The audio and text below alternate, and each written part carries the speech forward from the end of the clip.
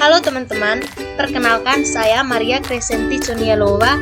Saya dari Prodi Teknik Informatika Strata 1 dengan NIM 22120054. Di sini saya akan menjelaskan tugas tentang algoritma dan pemrograman 1.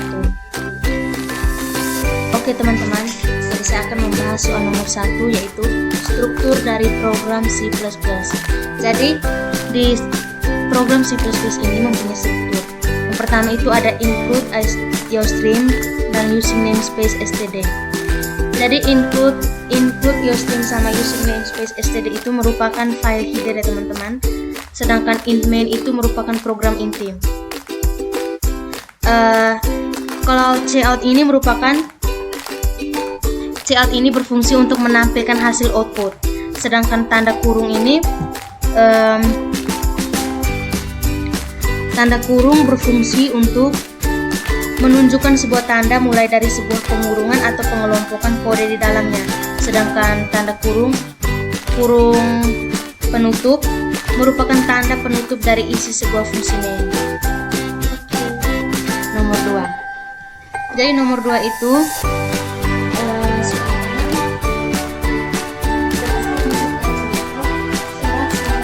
sebuah variabel. Jadi variabel itu sendiri adalah tempat menyimpan data sementara. Nilainya bisa berubah setiap saat. Aturan penamaan variabel yang pertama itu ada nama variabel dalam C++ dapat berkisar dari 1 hingga 255 karakter. Misalnya contoh NIM ini hanya 3 karakter ya teman-teman. Atau contoh lain ada angka 2 atau kondisi underscore 1. Yang kedua, semua nama variabel harus dimulai dengan huruf alfabet atau garis bawah atau underscore.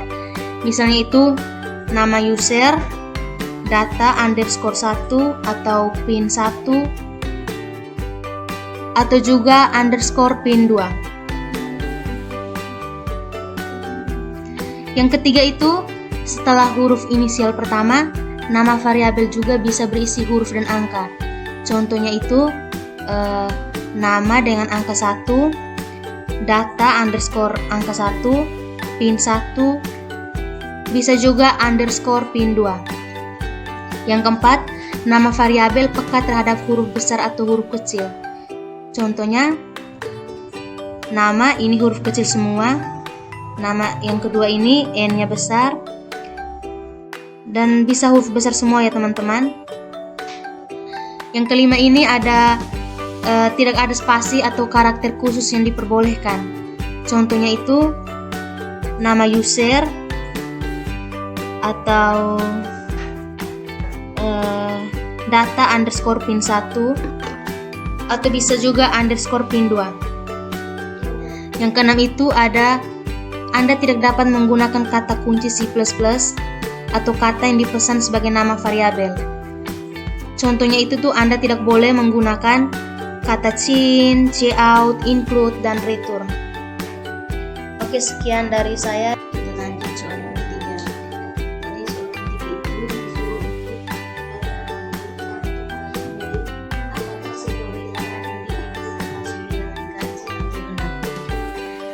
jadi berikut adalah algoritma untuk menentukan sebuah bilangan genap atau ganjil. Yang pertama mulai.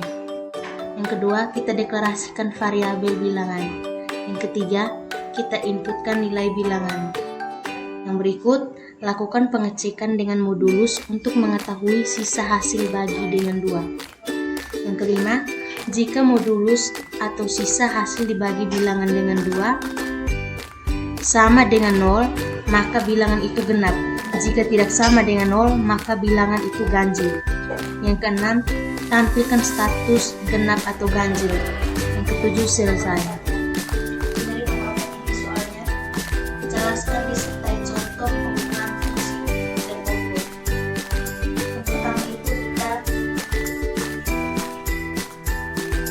pelajari fungsi input pada C++. Jadi salah satu fungsi input pada C++ adalah fungsi scan. Fungsi scan adalah fungsi untuk mengambil input dari keyboard. Fungsi ini memiliki format seperti fungsi print. Jadi ini contohnya ya teman-teman. Ini adalah salah satu contoh fungsi scan. Yang berikut fungsi output pada C++. Jadi salah satu fungsi output pada C++ itu adalah fungsi print. Fungsi print merupakan fungsi untuk menampilkan output ke layar komputer. Fungsi ini terdapat pada library stdio.h. Oleh sebab itu, ketika kita menuliskan input stdio.h di bagian atas program agar bisa menggunakan fungsi ini. Dan ini contohnya teman-teman.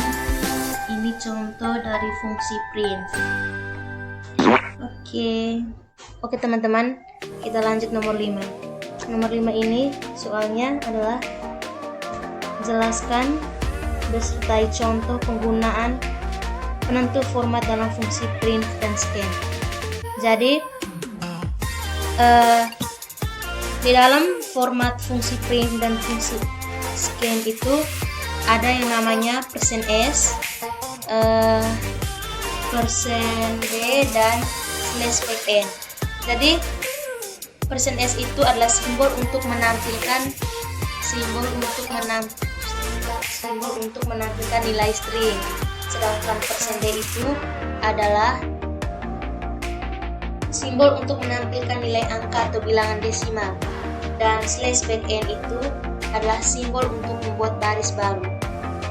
Lanjut soal nomor 6. Jadi soal nomor 6 ini soalnya jelaskan apakah output dari program ini. Jadi ini program listingnya ya teman-teman. Coba kita perjelas biar ya teman-teman. Oke teman-teman, jadi di sini outputnya itu ada Rini dan Bayu. Kenapa cuma Rini dan Bayu? Jadi karena di perintah cout-nya ini hanya ada nama pertama dan ketiga. Jadi hasil outputnya itu adalah Rini dan Bayu.